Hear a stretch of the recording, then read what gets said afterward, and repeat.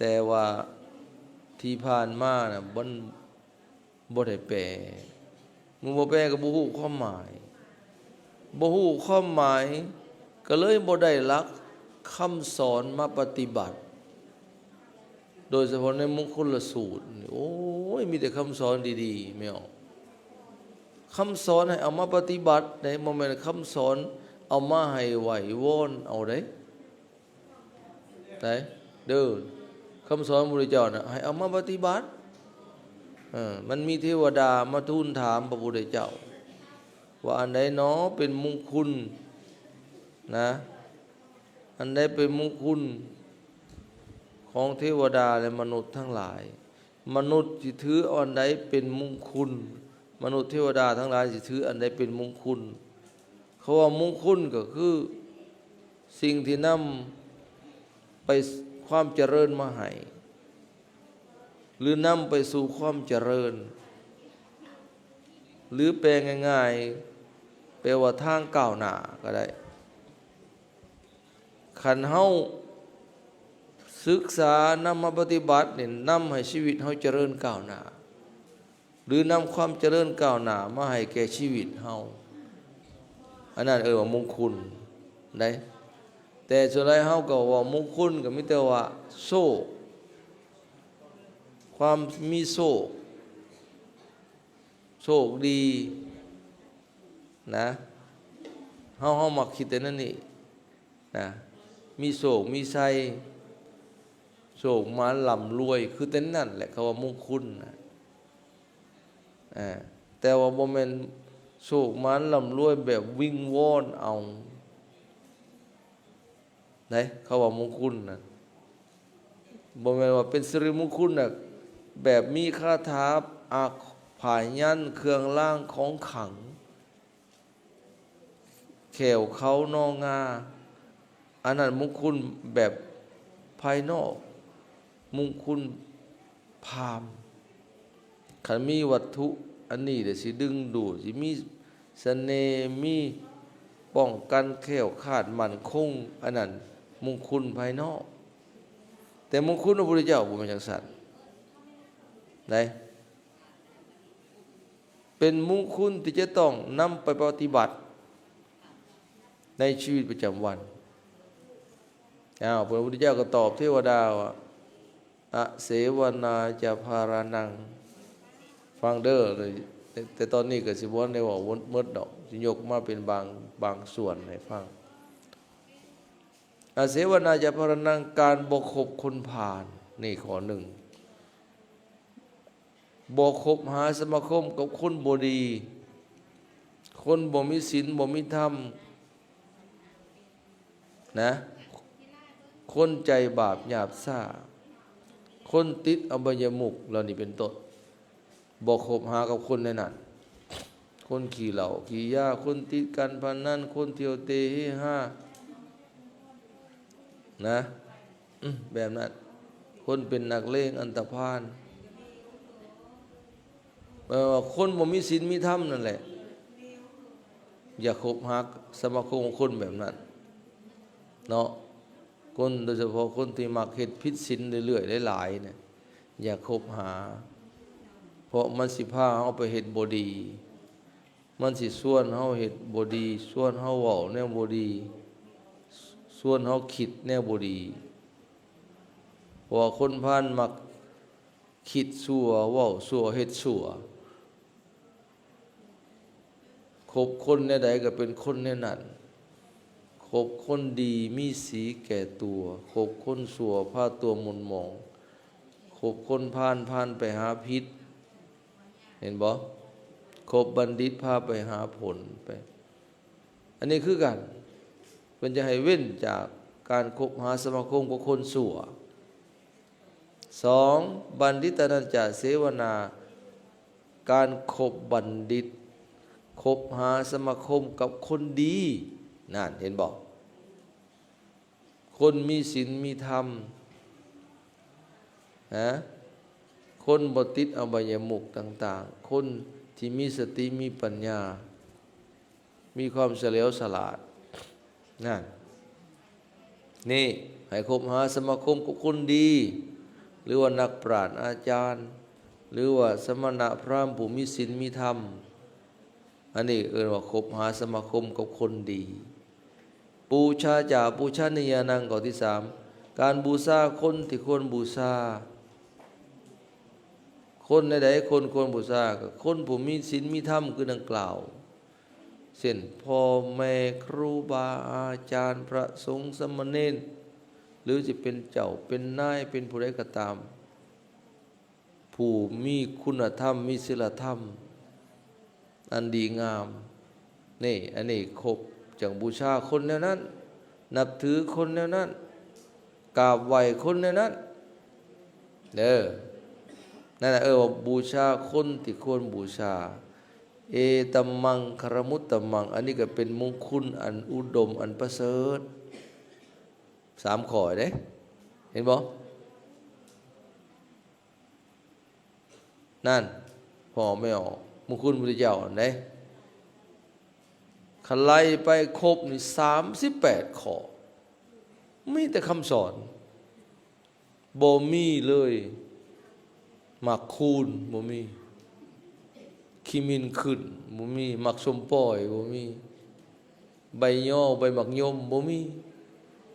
ได้นะบ่มีนั่นคาถาผายันแขวมูตันน้องแหดน้องง่าสร้างบ่มี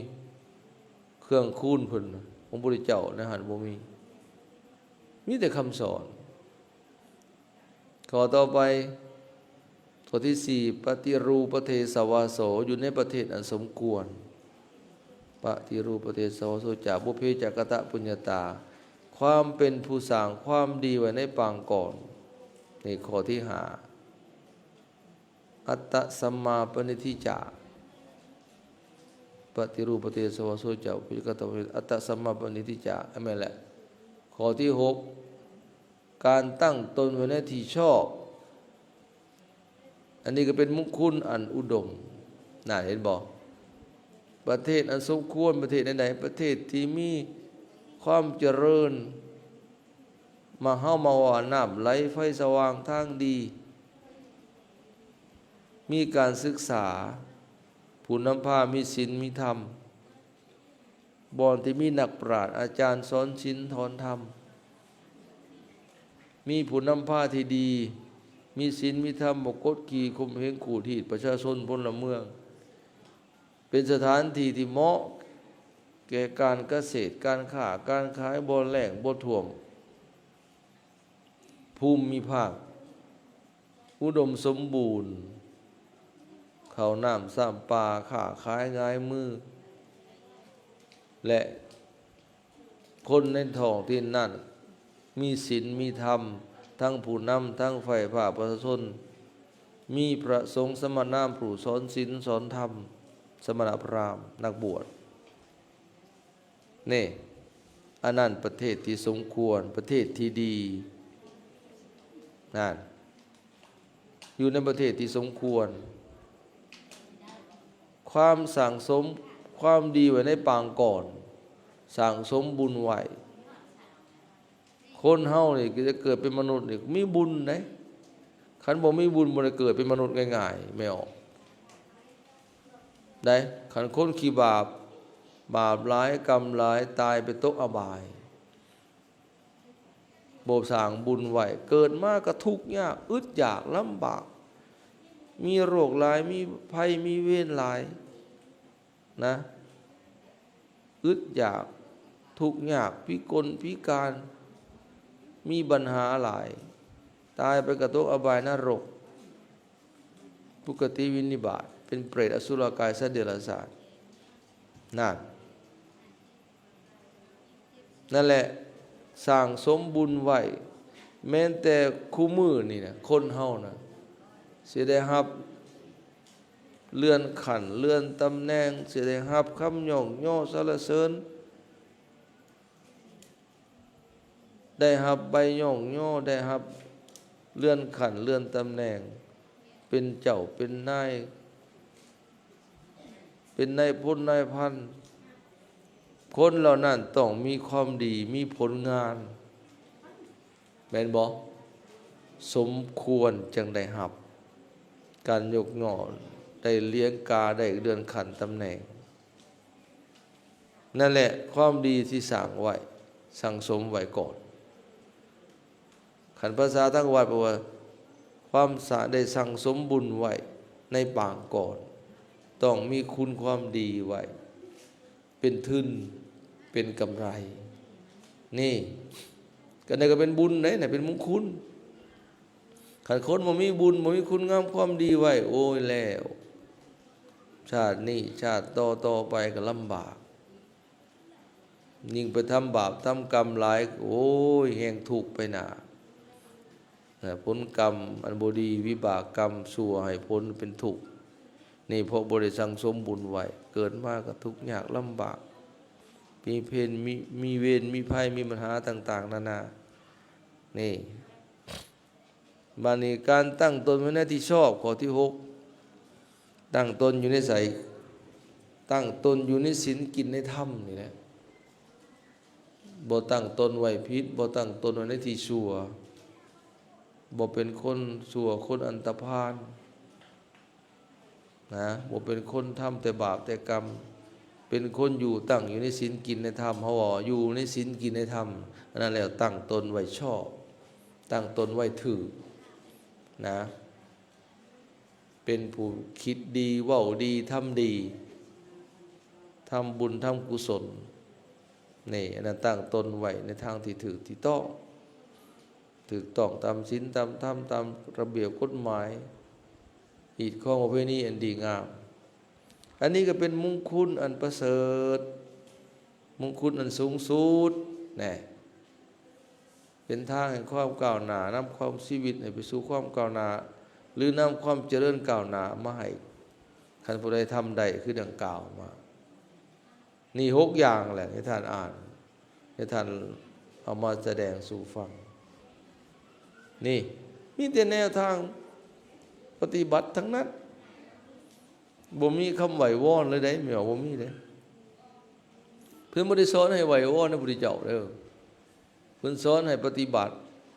นะบ่แม่นให้ไหว้วอนเอาขณะความปรารถนาของคนสำเร็จโดยการไหว้วอน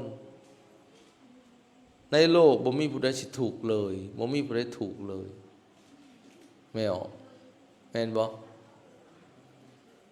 คันว่าความสำเร็จของคนน่ะสำเร็จโดยการไหว้วอนความปรารถนาของคนน่ะในโลกนี้บ่มีผู้ใดถูกเลยเป็นหยังจังบ่ถูกเพราะผู้ใดก็ไหว้วอนเป็นไม่ออกไปใช้เฮ็ดบุญเฮ็ดทานหยังต่างๆนานาไปวัดนั่นวัดนี่ไปเห็นรูปนั่นรูปนี่ไหว้พระไหว้เจ้าไหว้ธาตุเจดีย์คู่มือนี่ไหว้ฮอดพญาครุฑพญานาคไหว้ฮอดยักษ์เขาปั้นรูปยักษ์เวชสุวรรณขึ้นมาก็ไหว้ไปขอพรส่วนหลายบ่ได้ไหวดอกไหวอีเดียวรอไหวพระอริน่ะไหวระลึกถึงพระพุทธพระธรรมพระสงฆ์แท้ๆนั่นบ่ค่อยได้ไหวแล้วก็เลือกว่าสิตั้งสัจจะอธิษฐานทำบุญทำความดีอีหลีน่ะบ่ค่อยมีดอกว่าผู้ขาสิตั้งอยู่ในศีลกินในธรรมผู้ขาสิรักษาศีล5ศีล8สิตั้งใจประพฤติดีนะทำหน้าที่พ่อแม่ที่ดีลูกเต้าที่ดีผัวเมียที่ดีบ่ค่อยตั้งสัจจะอธิษฐานในนั้นดอกได้ธูปปุ๊บไปก็ได้เทียนไปก็สาธุขอให้ผู้ขาหังผู้ขามีขอให้ร่ำให้รวยให้ร่ำให้รวยหาเงินหาทองให้โชคให้มานเอาไปมาถือเลขเด้องวดสิมานั่นบ่ทันได้ไหวซ้ำขอแล้วบ่ทันได้อิมินาอรหังวิสังสัมนะยกออกไม้นกขันใส่หัวนกธูปเทียนขอแล้วแสดงว่าบ่แม่นไปไหวไปขอนะได้อิมินาอรหังนะโมตัสสะอิติปิโสสวากขาโตสุปฏิปันโน บ่ทันได้ไหวซ้ำไหวถึงพระคุณพระพุทธพระธรรมพระสงฆ์น่ะขอแล้วบ่ตั้งหนนะโมตั้งเถื่อนะแน่อันนั้นมันไหววอนคันหากว่าการไหววอนสำเร็จทุกคนบ่มีไผถูกเลยเพราะไผก็ไหววอนเป็นแม่นบ่และมีผู้ใดเนี่ยไหววอนให้เจ้าของถูกมีบ่มีจักคนแม่นบ่มีบ่เฮ็ดบุญเฮ็ดทานหยังแต่ถูกแต่เทียนลงไปสาธุขอให้ผู้ขาทุกข์ยากลำบากอึดอยากกว่าเก่าเด้อมีบ่ผมมีจักคน มีแต่อยากได้ดีๆเนาะนี่แต่ขอให้อีหยังเพิ่นเนาะ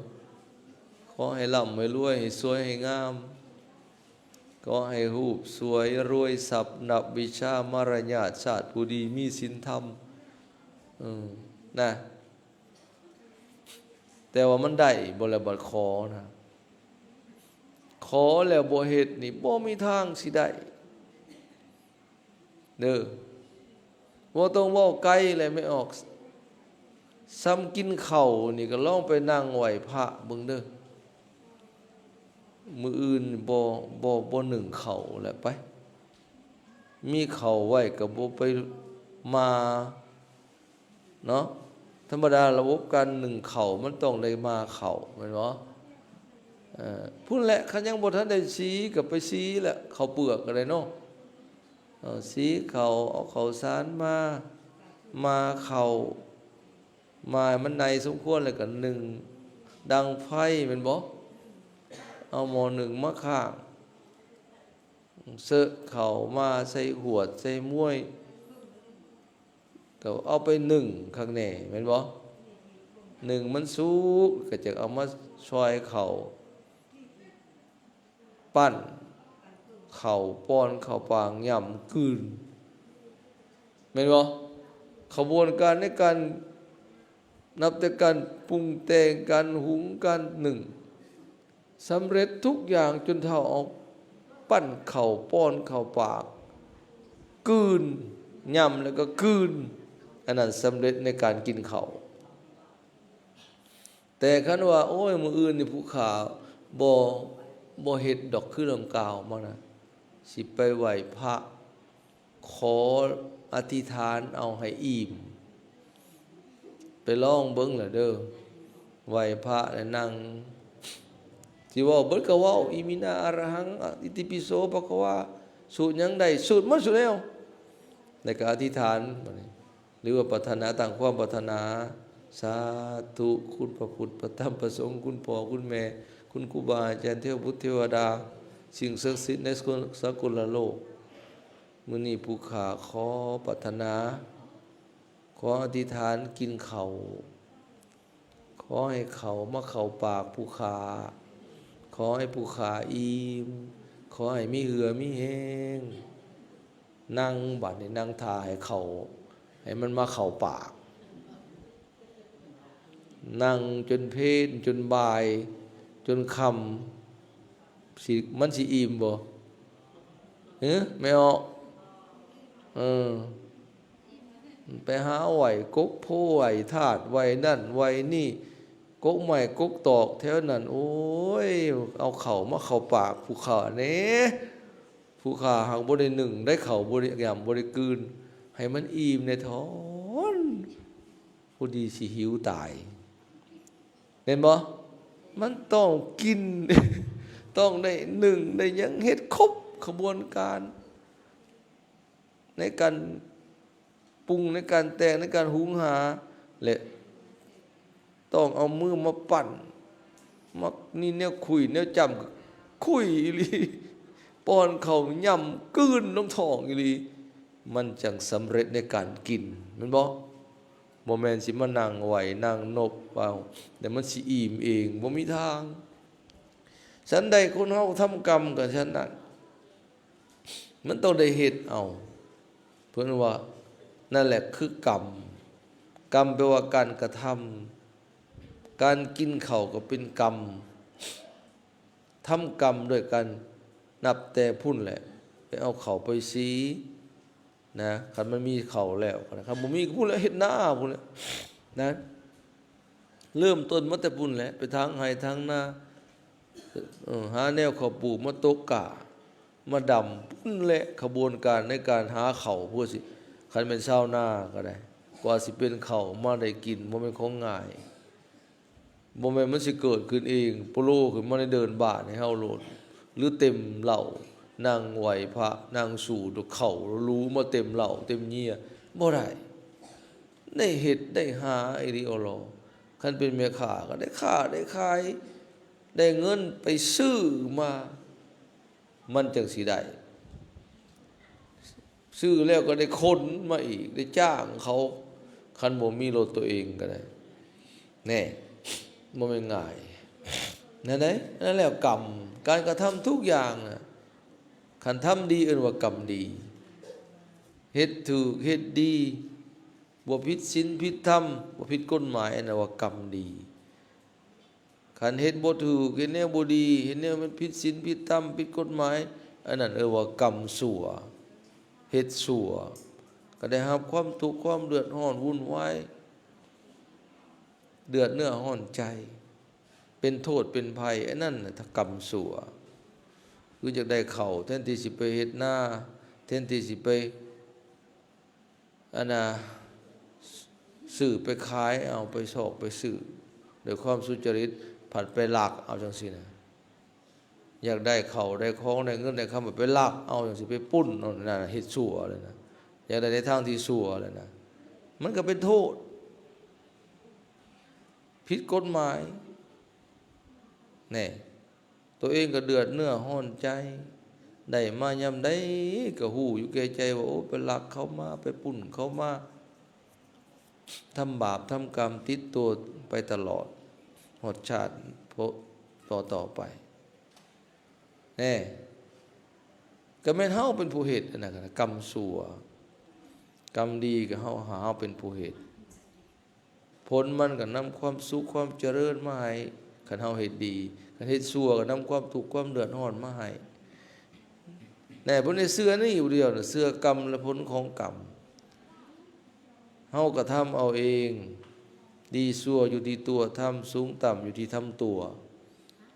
บ่แม่นผู้อื่นบ่แม่นแนวอื่นมาดลมันบันดาลมาให้เป็นไปแต่ที่แท้แล้วแม่นเฮาเองเป็นผู้ทำเองดีชั่วกรรมของเฮาเองเฮาทำเอาเองคือว่ากินนี่แหละคันอยากกินข้าวก็เฮาต้องไปเฮ็ดเฮาต้องไปหาได้มานับแต่สิมาเอามานึ่งมาต้มมาหุงมาแกงก็เฮาเป็นผู้เฮ็ดแม่นบ่เขาจะให้มันอิ่มก็เฮาเอามากินเหล้ากินยาก็เฮาเอามากินมึนเมาของมึนเมาถ้าเฮาบ่กินมันก็บ่มาเข้าท้องเฮาของมึนเมาของเสพติดลูกหลานอย่าบอกอย่าบ้าก็เฮาเอามาสู่คนเอามาสู่มึนเมาเป็นบ้าเป็นงวาก็แม่นเฮาเป็นผู้เฮ็ดบ่แม่นผู้อื่นเอามาเฮ็ดให้มันผีสางเทวดาเอามาใส่ให้นั่นเห็นบ่ไหนก็แม่นมนุษย์เฮาเองคนเฮาเองทำเฮ็ดเองทั้งดีทั้งชั่วนั่นแหละถ้าอยากได้ดีเฮาก็ทำเอานะบ่แม่นสำเร็จอยู่ที่การไหววอนเอาเด้อ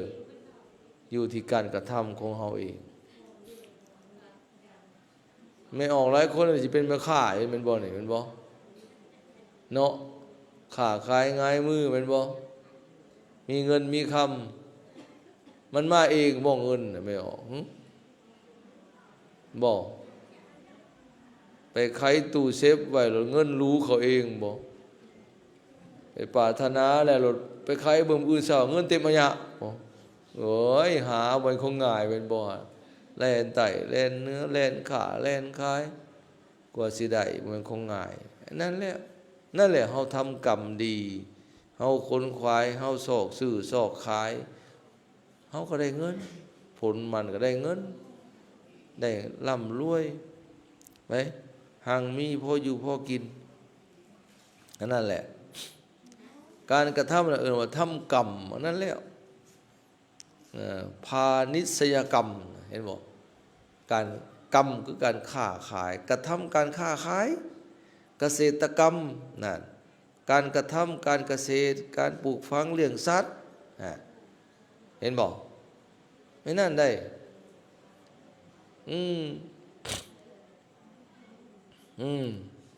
การประกอบอาชีพต่างๆเป็นทหารทหารเป็นตำรวจเป็นเจ้าเป็นนายอาชีพราชการอาชีพฝ่ายผู้บริหารการปกครองก็เป็นอาชีพเป็นกรรมอย่างหนึ่งนั่นกระทำถูกต้องกระทำดี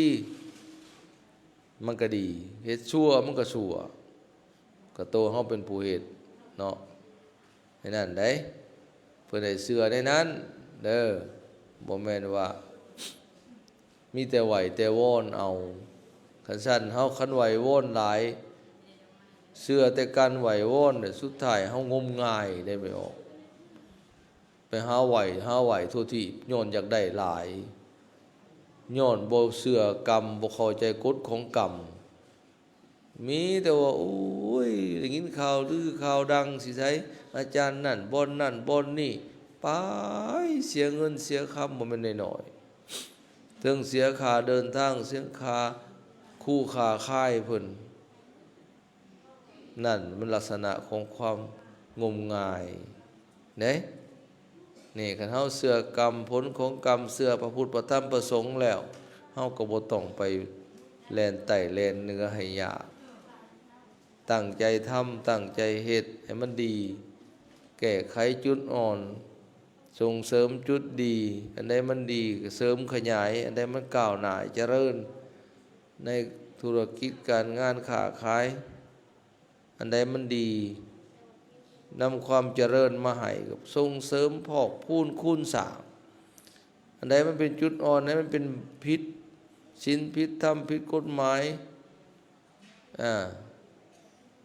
มันนำความวิบัตินำความเดือดร้อนมาให้แก้ไขปรับปรุงเปลี่ยนแปลงอันนั้นจะแม่นเชื่อกรรมและผลของกรรมเฮาก็บ่ต้องไปหานบไปไหวผีสางเทวดาทั้งใดอีกบ่ไปหาถือศักดิ์สิทธิ์มงคลภายนอกมงคลตื่นข่าววัตถุมงคลเครื่องรางของขลังบ่ต้องไปหาโตเฮาเองทำเอาน่ะดีที่สุดของเฮาเป็นผู้เฮ็ดดีก็ได้แม่นบ่ชั่วก็เฮาเป็นผู้เฮ็ดเฮาเฮ็ดเองเฮาได้กินของหวานเป็นได้ไม่ออกไผกินเห็นบอกกาแฟนมเย็นไผกินไผเฮ็ดอันนี้นะเทวดาบ่เฮ็ดนะกาแฟนมเย็นโอวัลตินไผเฮ็ดเฮาคนเนาะเฮ็ดเนาะไผกินบ่คนกินไผหวานไผแซ่บก็เฮาแซ่บแม่นบ่นั่นบัดนี้คันเฮามักเผ็ดไผปลูกเฮาปลูกคือเก่าเป็นบ่หรือว่าคนปลูกกินเป็นได้มักเผ็ดไผเผ็ดคนเทวดาบ่เผ็ดผีบ่เผ็ดบ่ไม่ออกเคยกินบ่คือข้าวฮ้อคือข้าวฮ้อเป็นได้ขมไผขม เฮาผู้กินนะขมเนาะนี่คันเฮาบ่อยากขมเฮ็ดได้ซะก็อย่ากินจบแม่นบ่บ่แม่นโอ้ยเทวดาผีสางยังมาให้ผู้ค้าขมผีสางยังมาให้ผู้ค้าเผ็ดบ่ได้แม่นผีมาให้เผ็ดจะไปกินมันก็เผ็ดติล่ะเนาะเอาไปท่าตามันก็เอาบอกเพชรใส่ตาลองเบิ่งนั่นไผแสบบัดนี้ก็เฮาแสบไผเอามาใส่ตาเฮาก็เฮาใส่นี่นั่นอันนั้นคืออันนั้นแล้วกรรมเฮาน่ะเป็นผู้เฮ็ดนะอยากกินของหวานเฮาก็กินคันเฮาอยากกินหวานเฮาก็กินปรุงเอาเฮ็ดเอาเฮาอยากกินของเผ็ดเอาหมกเผ็ดมากินมันก็เผ็ด ไปกินของขมมันก็ขมคือของห่อก็เฮาเป็นผู้กินมันก็ห่อยอยู่งามันอยู่เครือมันผุนแต่เฮาบ่กินมันก็บ่ขมมันบ่ได้แมลงเข้าปากเฮาบ่แม่นเทวดาเอามายัดเข้าปากฉันใดก็คือกันการทำบุญทำบาปก็แบบนั้นอยู่ที่โตเฮาเด้อบ่ไม่ออกเด้อเข้าใจบ่ว่านี่นะคันซั่นน่ะโอ้ยแล่นไต่แล่นเนื้อข้าวลือสิได้ก็ไปแล้วเพิ่นน่ะป่าอู้ของก็ไปเสียเงินเสียค่าบ่แม่นน้อยๆถึกต้มถึกตัวใส่คู่ใส่ค่ายเขาพุ่นรวยเพิ่นมีแต่จกกับจกนั่นเขาบ่ได้เอาเงินค่าบ้างกันมาให้เพิ่นได้มีแต่เพิ่นที่ไปจกให้เขานั่นบัดกลับมาก็ตัวเองหาคือเก่าแล้วเขาเอาน่ะมาหวานหลอกมาหลอกมาหลอกมาเขาเป่าเก่าโฆษณามันบ่คือเว้าจังซั่นจังซี่แต่งอันนี้บูชาจังซั่นจังซี่อันนี้มหาโศกอันนี้มหาราภอันนี้คาถามหานิยมเมตตามหานิยมอันนี้ป้องกันภัยเขาเว้าเขาโฆษณาเขาว้าวเขา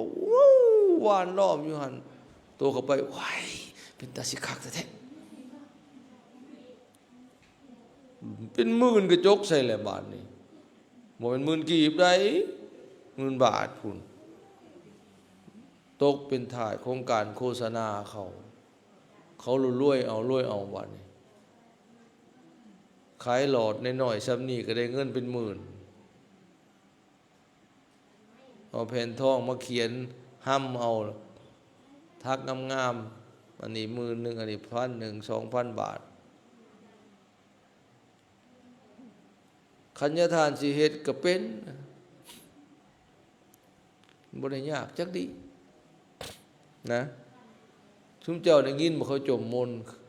เคยได้ยินบ่ไม่ออกเขาเจ้าแปลฟังบ่มนต์จักแม่นหยัง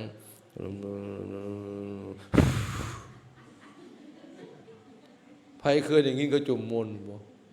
บ่มีได้เขาบ่ได้แปลได้มนต์จักแม่นหยัง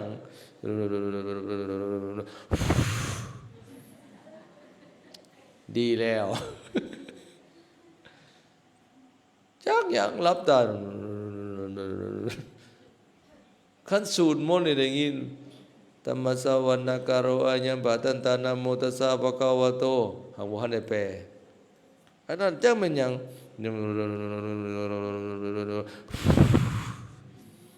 เป่าไม่ออกนอนอยู่ทึ่มนี่ล่ะยะทานสิจมไว้นี่สุดกุศลาใช่บ่ฮะขณะพากันนอนน่ะผ้าเน่งไว้คือได้นี่เนาะ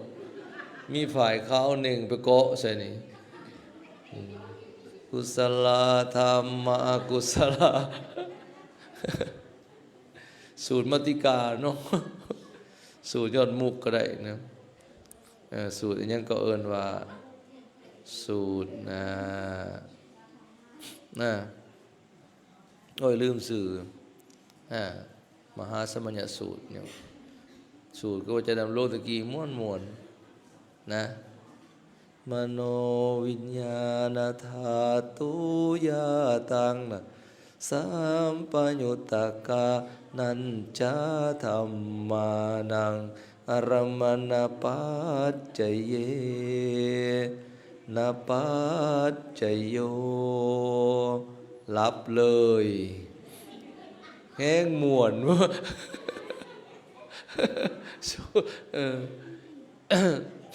นะอย่าไปย่านนะอันนี้ก็ได้ไม่ออกย่าเด้ออันเพิ่นบอกว่าเวลาพระสูตรมาติกาเวลาคนตายนะไปว่าสูตรให้คนตายฟังอัญญา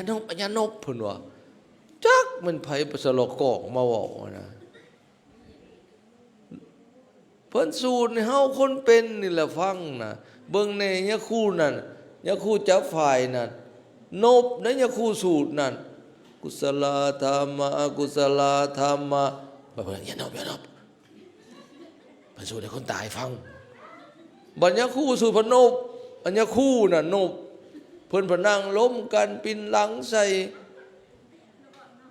ขี่บาปผู้ใดมาสร้างเว้านะ ว่าเขาโลภในธรรมพระเพิ่นโนบเพิ่นสูตรเพิ่นเองก็ยังโนบโตเพิ่นบ่โนบ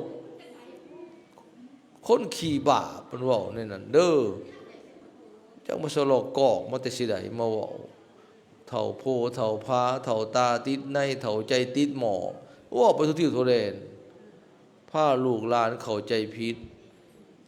โนบเอาโลดเพิ่นสูตรนะไม่ออกฟังบ่เข้าใจก็อย่าเคารพในธรรมเด้อนี่แหละบ่ฉันจะไปเว้ามาแล้วมาร้อยบาปกินหัวบ่เคารพในธรรมขนาดพระยังโนบเพิ่นยังไปเว้าบ่ให้โนบไผสอนสอนบ่เข้าท่านั่นอันนี้คือกันนั่นแหละนะแต่ความจริงบทสูตรนะมันเป็นสูตรในคนตายมันอวยพรในผีขึ้นสวรรค์เพิ่นสอนโดยเฉพาะอันน่ะยอดมุกนี่สอนว่าในกระโตเฮานี่บ่อายตนะภายในภายนอกนี่แหละไม่ออกอายตนะนั่นน่ะจักกูจักขวายตานังสูตรซุ่มนอนอยู่นี่ล่ะลูกเด้อสันนักสูตรมวยมุกให้ได้นี่นะอายตนะก็แปลว่าเครื่องกระทบจักขุกตาโสตังโสตายตนังโสตะอายตนะเครื่องกระทบก็คือหูโสตาหูคานะดังซิวหาลิ้นเฮาสิได้ซิวหาซิวหิลยตนังน่ะซิวหากะลีนกายโยกายะกะกายกะโตหมดนี่แหละมโนมนาก็แปลว่าใจเท่านั้นตาหูดังลิ้นกายใจรูปังรูปายตนะสิ่งที่กระทบคือหูกระทบสายตานะสัทโธกับเสียงกระทบใส่หูรสะกับรสอาหารสมหวานมันเค็มกระทบใส่ลิ้นนะโผฏฐัพพะสิ่งกระทบทางกายเย็นห้อนอ่อนแข็งธัมโมธัมมายตนะกะอารมณ์ที่เกิดขึ้นในใจว่าธรรมารมณ์ความคิดนั่นคิดนี่คิดดีคิดชั่วคิดหักคิดชั่งมันเกิดขึ้นในใจเฮาว่าธรรมารมณ์ความสุขความทุกข์มันเกิดในนี้คันตาได้เห็นรูปงามๆมันก็พอใจคันเห็นรูปขี้ห้ายรูปบ่ถึกอกถึกใจมันก็เครียดก็ชังแน่แม่นบ่ไม่ออกหูได้ยินเสียงมวลๆมันก็อ่อนซ้อนเสียงร้องเสียงล่ำเสียงเพลงเสียงหย่องเสียงสองเสียงเว้าจาดีๆมวลมันก็มักมันก็พอใจมันก็หลงไหลคันได้ยินเสียงปล่อยเสียงด่าเสียงติฉินนินทามันก็เครียดก็ห้ายต้นนรกแล้วเด้พระเจ้าว่าสวรรค์ก็ดีนรกก็ดีอยู่ที่ตาหูดังลิ้นกายใจคันดังในดมกินหอมๆมันก็พออกพอใจคันกินคิ้วกินเหม็นมันก็บ่มักมันก็เครียดก็หายเห็นบ่แม่นบ่ลิ้นได้ชิมรสแซ่บๆหวานๆหอมมันก็มักมันก็พอใจคันรสขมรสฝาดรสบ่แซ่บมันก็บ่พอใจบ่คักนั่นเห็นบ่ห่างกายได้สัมผัสนุ่มนวลกับพออกพอใหญ่ได้สัมผัสแนวแสบแนวคันแนวคายแนวเผ็ดแนวห่อนมันก็บ่พอใจใจเฮาก็ได้รับอารมณ์ดีๆมันก็คักคันใดกระทบอารมณ์มันบ่คักบ่แนวบ่ถึงเนื้อพึ่งใจมันก็เครียดก็หายคิดถึงแนวทุกข์แนวโศกแนวอุกแนวอังแนวเครียดแนวขมมันก็หายก็โกรธก็บ่พอใจก็เป็นทุกข์ขึ้นมานั่นความทุกข์ความสุขเกิดอยู่นี้อยู่ที่ตาหูดังลิ้นกายใจอันนี้เพิ่นสู้ให้เราฟังนะได้สวรรค์นรกอยู่ที่ตาหูดังลิ้นกายใจนี่แหละพอไม่ออกเอ้ยได้บ่ต้องว่าถ้าตายแล้ว คู่มือนี่ก็ตกนรกคันเฮาบ่ระวังตาหูดังลิ้นกายใจนั่นคันมีความสุขเวลากระทบอารมณ์ที่น่าหักหน้าพอใจยินดีหรือคิดในสิ่งที่ดีที่งามมันก็เป็นสวรรค์แน่พระเจ้าสวรรค์ในอกนรกในใจอยู่ในนี้อยู่ในอายตนะทั้งหกนี่แหละเพิ่นสูตรในนั้นแต่ว่าเฮาบ่ฮู้จักความหมายเพิ่นบ่ได้แปลเฮาก็มีแต่อ่อนซ้อนไปประสูตรเสียงอีกไม่ออกโอ้ยไปแฮงค่อยว่าแม่นบ่ลางคนแฮงไห้กว่าเก่ายามพี่น้องลมหายตายจากเพิ่นก็สูตรเสียงได้จักหน่อยเล่นทำนองอายตานังสิวาสิวินญาตนาไม่ออกสูตรไม่ออกซุมนี้แหละเนาะสูตรไว้บัดตายจังบ่ได้สูตรยากมาฟังกันทานสูตรเอาโลดเลยนะอยู่วัดอาตมาสูตรพากันสูตรเรื่อยนะสูตรแต่ข้าวตะกี้โยนออกมาน้ำกันก็จะนำลงม้วนสูตรปัจจญาวิพังค์นี่โอ้ยครับนะบ่ได้เป็นอย่างดีด้วยเพราะเฮามาพิจารณาฮู้ความหมายคำแปลแห้งคักแล้วก็มีทำนองจักหน่อยสูตรแล้วก็เฮ็ดให้จวนน้อยมันม่วนมันสื่นสูตรเป็นทำนองนี่เห็นบ่สูตรสุโขน่ะจุลศิลปกรณ์โอ้ยเอาบ่ได้จักหน่อยหึ่นเงานอนอยู่งงเงกขึ้นมามันม่วนได้อากาสธาจะภูมิมัทธาเทวานาคามหิติกานิปุญญังโนอนุโมทันตุจิรังรักขันตุแบบนี้กระมวล นะไหวพระยังก็ตามเขาสูตรเป็นทำนองแล้วก็สูตรเสียซ่าเนี่ยนี่สิอ่อนซ้อนไม่ออกเกิดปีติเนี่ยแต่เก่ามันแปลบ่ได้นี่โอ้ยสูตรไปก็คือว่าเนี่ยต่อไปไหวพระเด้อกราบลงศิลวัตรพระว่าอิมินาสักกาเลนะตังพุทังอภิปูชญามะพออกศิลวัตรบางคนโดยเฉพาะอาตมาไปฟังเบิ่งอันพวกผู้ไทยเขานี่แหละโอ้ยก็ไวหลายไม่ออกจนในเบรกไปบางบนเจ้าก็สุภาพว่าไวหลายก็เจ้าบ่ทันนะอิมินาสักกาเลนะตังพุทังอภิปูชญามะสุตินังอัตเมธานังทานังเมปริสุทธังเจ้าของเว้ากระทั่งเว้าไว้ถึงเว้าบ่ถูกอีกบัดนี้สุไม่ออกก็เลยสุดท้ายก็เว้าไปนำพอปากติงไปหั่นแหละเว้าบาลีเพิ่นเว้าบ่เป็นตัวเองก็บ่ได้เรียนบ่ได้เล่ามาผู้เฒ่าจานพาเว้าไว้เห็นบ่เอาเบิ่งแม่นี่ไม่ออกอาตมาว่าคันมาสอบไหวพระสอบศีลห้ามา10คนนี่ถูกบ่ผู้หนึ่งให้เว้าถูกคู่ความนะกล้าบ่ไม่ออกกล้าบ่สิอาตมาสิสอบศีลนี่ฮะให้เล่าศีลให้ฟังเล่าบาลีได้สิถูกบ่นี่ไผได้ครบในเอา4มื้อเล่าศีลห้านะปานาติปาตาเวรมณีสิกขาปะทังสมาธิยามิบอกให้มันถือคูโตได้4 มือให้ได้หรือเอาแต่อิมินะอรหังนี่มันถือคักอันนี้ได้บ่ให้พิจักโตได้กล้าบ่นี่ฮะให้ได้แน่คันขึ้นต้นว่าอิมินะนี่ผิดได้หั่นน่ะคันอีมินาผิดได้น่ะไปเอาอีขึ้นหน้าน่ะผิดได้น่ะอีได้อิมิคันไปลากเสียงหรือไปเขียนเองก็อี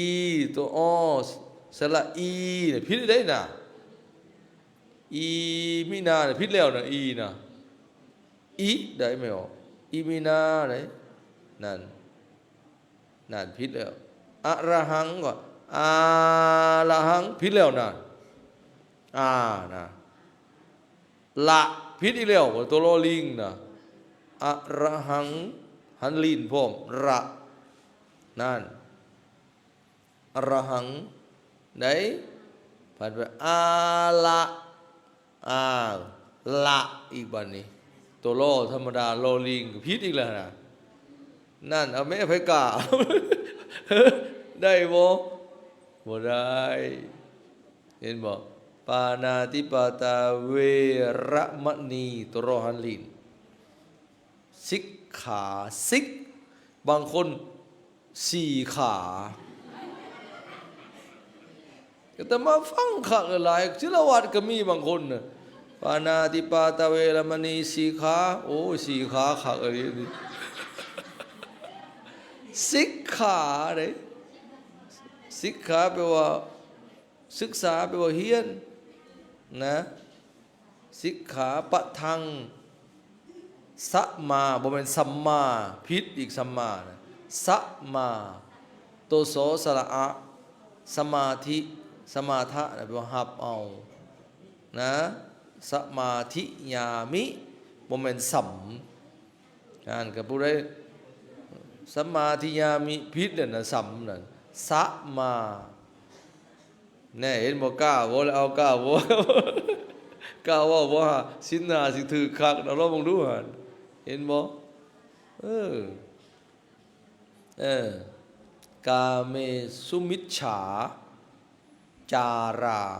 นั่นมันบ่แม่นง่ายไปได้เด้อเพราะเฮาบ่ได้เบิ่งแม่มันบ่ได้เฮียนนำแม่มีแต่เว้าตามๆกันเว้าบ่มีผู้พาเว้าบ่อนใดเพิ่นเว้าได้ดังเพิ่นก็ดังขึ้นมาแน่บ่อนใดเพิ่นเว้าบ่ได้ก็ไปนำซื่อเห็นบ่อานาทิปะสมาธิญามิดังขึ้นบ่ได้บ่ได้ก็อธินานิสิกาญามิเขามันบ่ได้เคยเบิ่งแม่มันบนได้เพิ่นได้ดังเพิ่นก็สิดังๆขึ้นบ่ได้แม่นแท้ๆบ่ต้องกล้าเว้าแต่แม่ออกพอออกเนี่ยครูก็เป็นเนี่ยครูองค์หนึงเล่าบ่ได้นั่นน่ะไม่ออกไปสู่น้ำกันไปนั่งใกล้กันยกคืออย่างนี้ตอนทำอิฐกับตอนสุดท้ายของเราบ่ได้หากแต่ว่าบวชหึงหรือจื้อวักมันไม่ออกจื้อตอนขึ้นตอนลงนะแล้วเราเอาแต่ทั้งกกเอาทั้งปลายมันไปนั่งใกล้กันอุตโตสุโตกรุณามหันนโวสินะเราอุตโตสุโตโยยันตาโนสินะบาดสิฮู้เราไปสู่น้ำกันเราเป็นหัวหน้าขึ้นบ้านไปสู่มงคลสู่กุศลานี่แหละเราขึ้นต้นแล้วก็ขึ้นได้ของเราจื้อเนาะธรรมสวรรณกรวัยยามปัตตันตาสินะลาสโตวะโจรโตวะขึ้นลาสโตวะโจรโตวะอาตมาไปสู่น้ำมีจั่ว2เนี่ยคู่2เราเป็นหัวหน้าแล้วพรรษาแก่กว่าบาดอาตมาหยุดหายใจแล้วเราไปบ่ได้นะของเราบ่ได้หากเราถือไม้แล้วเราขึ้นต้นนะบ่เฮาหยุดหายใจบ่ได้เอาเลยโอ้เราคือบ่เว้าต่อนี่ของเราบ่ได้นะเฮารถเมื่อยที่ครึ่งนั่นอย่าลงเนาะตายเพื่อสิสุดไม่เอาสมมุติคุณมันสั้นๆเนาะบัดอยู่บ่ได้เพิ่นน่ะเพิ่นบ่ได้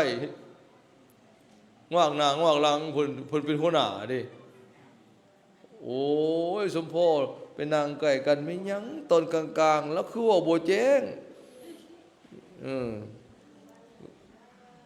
วันนี้สัมพุทโธอิสระแบบนี้นะโยนโลนะเวลาว่าไปลัดแต่หน้าแต่หลังนะพุทโธสุโธญาณโนญาณญาณโนไม่ใช่นะแต่ว่าโอ้ยมันไปขึ้นบ้านน้ำกันอย่างหูจักเราเป็นหัวหน้าแล้วหลุดอาตมายุทธใจไปแล้วเรามิดปับหลุดคูบาทยกตัวมันก็เมื่อยที่ครึ่งนั่นนะญาติมันหลงนะของเฮาหลากผู้เดียวนะจั่วมันขึ้นน้ำกับพัดบ่ได้อันจั่วโอ้ ลงมาวัดศิลวัดเราให้ว่าซั่นเราก็ของเราได้จานเก่าเราฮู้ได้ไผบ่ได้อุ้ยเราอ่ะยาคู่นี่เราอ่ะบวชหึงซื่อๆเราอ่ะแล้วยาคู่สมบูรณ์จนใจสิขาดเราอ่ะน่ะไปรายงานบ่ทันงอนนั่นนั่นแหละโอ้ยไปเถอะนะอาตมาจะมาจากไปกันแล้วเป็นหัวหน้าเมื่อยนะมันครึ่งไปตลอดมันต้องมีผู้สอนเนาะเฮาหายใจผู้นี้ก็สูดต่อแม่นบ่ล่ะเขามันสูดไว้ดิสูดไว้สูดห้อยแก้วมันหยุดบ่ได้เด้รัสโตวโจรโตวมนุสโตวอมนุสโตวะมันต้องผู้หนึงหายใจผู้หนึงก็ต้องต่ออันนี้เราหายใจบ่ได้หยุดจึกโลดนะบัดเฮาสูดเพิ่นก็ให้ปากตีเอาซื่อไว้ซื่อๆนะไปซื่อๆนะแล้วบ่ได้ออกเสียงแล้วบัดอันน่ะแล้วก็หมอดไม้หรือบ่แล้วก็เว้าไปเฮ็ดปากตีงบ่ซื่อกับขึ้นต้นกับบัดท้ายนะนี่อันนี้คือการพวกเฮาบ่ได้ตั้งใจเฮียนเอาอีหลีเอาหรอมันก็บ่ได้เด้อจังซั่นมีแม่มันคุมื้อมีปึ้มน่ะเอาไปอ่านได้ไม่ออกเอาไปสู่อยู่เฮือนก็ได้เด้อขอปึ้มไว้พระไว้ยังเพิ่นนั่นเป็นสิริมงคลให้บ้านให้เฮือนตัวเองสูตรไว้พระพุทธพระธรรมพระสงฆ์เป็นที่ระลึกเป็นที่พึ่งขันย่านผีหลอกผีเข็ดผียำกับสูตรกรณีขันอยู่ป่าอยู่ดงงูเงี่ยวเขียวกระปอมไร้กับสูตรวิรูปเคขันธปริตนั่นมันมีบทได้แผ่เมตตาให้พูดผีปีศาจทั้งหลายแผ่เมตตาพวกงูทั้งหลายพญานาคทั้งหลายตระกูลงูก็บ่มาเบียดเบียนมันมีของดีในพุทธศาสนาแต่ต้องเอาไปภาวนาเองบ่แม่นมิแต่ให้พระสูตรให้บัดหาบ่มีพระสูตรสิได้ซั่นน่ะพระสูตรมันก็สูตรเองเพิ่นเฮาเองมันบ่สูตรเอาไปสูตรเองเด้อเฮียนเอาแน่ให้มันจื้อแน่ให้มันถูกอีหลีด้วยเพราะว่าบาลีนี่คันผิดแล้วมันผิดเลยได้ไม่ออกอะเป็นอาเป็นแนวใหม่ได้แปลบ่แม่นบ่ถูกเลยจำนวนหน่อยไปจำนวนหลายบางคำถ้าเฮาผิดคำหนึ่งมันจะแปลเป็นอย่างอื่นไปเลยโลดคือภาษาอังกฤษนี่แบบเดียวกันแต่ผิดตัวหนึ่งมันเป็นแนวใหม่โลดความหมายมันผิดไปเลยโลดต้องถือก็แปลบ่ได้ตายคำนั้นตายไปเลยสองมาแปลเป็นอย่างอื่นไปเลยคันผิดอักขระพยัญชนะตัวเดียวมันเป็นไปอย่างอื่นโลดความหมายมันจังซั่นถ้าเฮาสูตรผิดถูกตกหลายนี่ก็มีอกโอ้ยมันก็บ่เป็นมงคลแล้วมันผิดเพี้ยนหลายจังซั่นโอ้นี่มันจังว่าแม้แต่อันสูตรสมโพธินี่หลายฉบับเพิ่นไปพิมพ์พิมพ์ตกบักหลายๆอาจารย์กวดไปเรื่อยๆไปอ่านแล้วก็เจ้าโอ้ยบางอันตัวอย่างคือโพธิชงเจ็ดนี่มันเป็นคำสอนพระพุทธเจ้าแท้ๆนี่หมูมันต้องได้กวดคืนแท้ๆพระพุทธเจ้าเทศน์โดยกงอันนี้นะคุณทำเครื่องตัสหูนะอันนี้พัดพิมพ์ตกหลายบ่อนนี่ก็สำคัญในบทขั้นมันผิดหลาย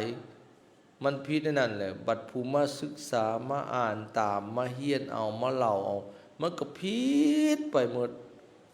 บัดในผู้นี้จื้อได้แล้วนี่ไปสอนผู้อื่นสอนพระสอนเนนสอนญาติสอนเอาไปพิมพ์ต่อกับชุมเฮียนต่อกับผิดไปนำกันหมดบาดนี่มันต้องได้เบิ่งแม่มันคืนหลักสูตรเดิมมันที่มาของมันอีหลีมากวดถูตัวอักษรสะอิอาอูได้สะกดด้วยตัวหยังได้อันนี้แต่มาเบิ่งของมือนี่โอ้ยผิดเพี้ยนหลายแม้แต่คำไหวธาตุไหวเจดีย์แต่ละบอนไหวธาตุยิงห้างทางโพแต่มาไปเบิ่งคำไหวมันตกมันหล่นหลายฮอดธาตุไหวธาตุหลวงกับผิดอันเพิ่นเอามาขวัดใส่หินอ่อนให้คนไหวในหน้าธาตุในข้างสี่ทิศนะตกหลายไปเบิ่งใส่แม่มันต้นฉบับมันได้นี่อันนี้ก็ระวังคือกันใส่ดีแน่เด้อไม่ออกเด้อเอาปึ้มมาอ่านมันคำมันหลงกับมาเบิ่งคืน จักว่าเว้าผิดบ่จักเคยเห็นบ่ศิลวัตรหลายคนโอ้ยอาตมาฟังแล้วเธอเป็นตะอยากหัวเห็นบ่อุกาสะเพิ่นแฮงผิดหลายวันทายใหญ่นะอุกาสวันตามิพันเตเจติยังสัพพังสัพพทาทาเนสุปลิขิตังสาลิลิกธาตุมหังนะมหาโพธิงปุตตรุปังสักลังสัทธาวานาสาวันนาสาวันนาสาสามวันนะอยู่นะแต่ว่าอย่างว่า90%ผิดหมดอันนี้นะวันนาสาวันนาสาสุปลิขิตังโอ้ยังเป็นยังบ่ก็พอแล้วไปมันบ่มีก็เล่าได้ผู้เดียวบนบ้านพวกใครเนี่ยพวกถูพวกไทยไปเอ้าผู้อื่นก็บ่ได้แล้วเลยแต่พวกได้ก็พวกได้แต่เล่าผู้เดียวทางบ่ได้เบิ่งแม่มันแล้วบ่ได้เบิ่งแม่มันแต่หึงมันตกแต่หึงบ่ได้กวดคืนน่ะนะแมวแต่ต้นก็คือสิถืออยู่เราก็ได้หนึ่งก็สิผิดนั่นเล่าปากต่อปากผู้โซนนั่นหลงบ่ได้เบิ่งแม่มันสองมาเล่ามาหึงแล้วลืมบ่เบิ่งแม่มันหลุดมันผิดเพี้ยนไปมันตกหล่นหึงเลยบ่ได้กวดแม่มันคืนนะผู้บ่มีไผท่วงก็เลยเว้าอยู่หั่นแล้วของผู้อื่นก็บ่ได้เนาะเราได้ผู้เดียวก็ว่าเราถือเบิดนั่นแหล้วเราพอเว้าหยังก็เว้าแหละพอเฒ่าอาจารย์แต่โอ้ยมันตกมันหล่นไปแต่หึงนะมีพ่อองค์นึงไปไหว้พระเป็นศิลวัตรด้วยกันไหว้อีมีนานี่แหละมันบ่ถืออาตมาฟังยามใดแล้วคือเว้าในนี้พ่อองค์นี่อีมีนาสักกาเลนะตังพุทธังอภิปูทะญามะโตโซเป็นตัวโทสะญาทะญามะปักที่สองว่าแล้วสิว่าลงบ่ก็คือเก่าตังธัมมังอภิปูทะญามะไปเฮือนหน้าพ่อกับเราก็ยังคือเก่าอยู่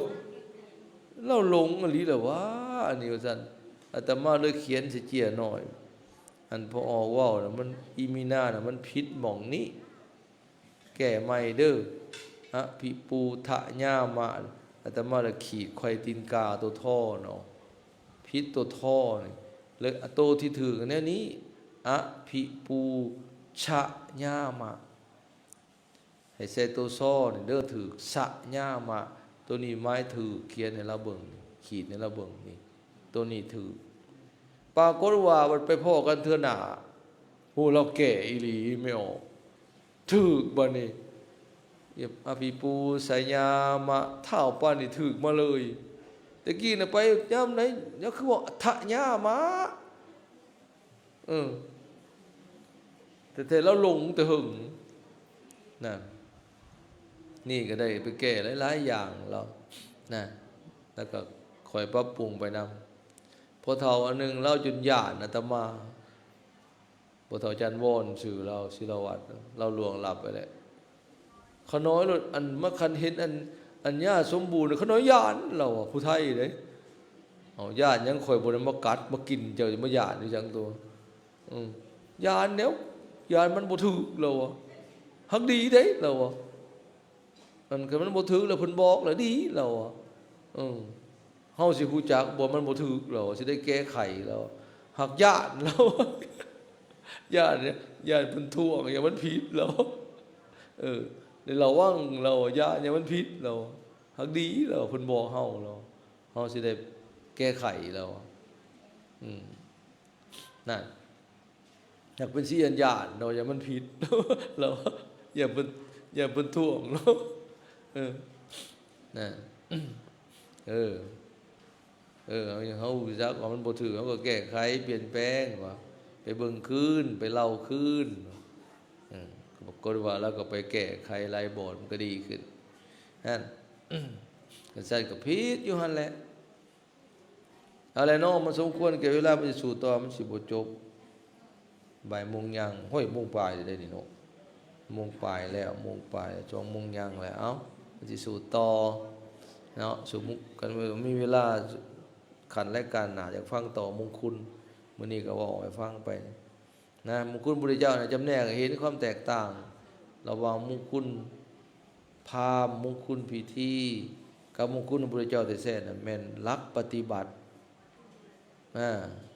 แม่นนำเอามาปฏิบัติคัดเก่าอันใดควรละอันใดควรทำอันใดดีแต่ควรเฮ็ดอันใดบ่ดีแต่ควรละควรเลิกอันนั้นมงคุณพระพุทธเจ้าได้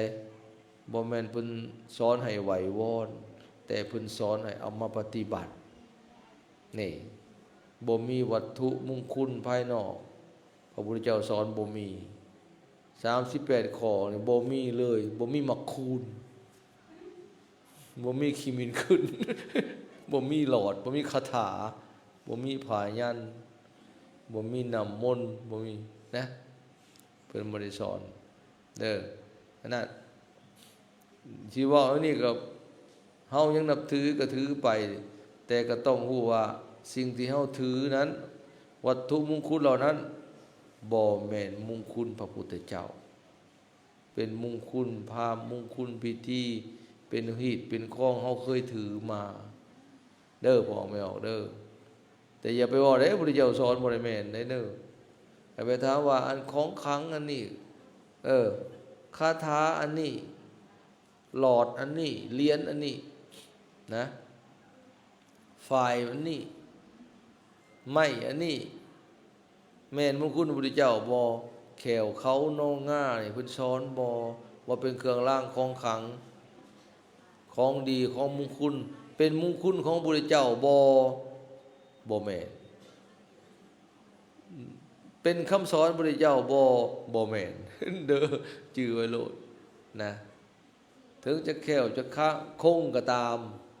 แต่มันหากบ่แม่นของพระพุทธเจ้ามีได้ครับบ่แม่นมันบ่แขวบ่คงได้ไม่ออก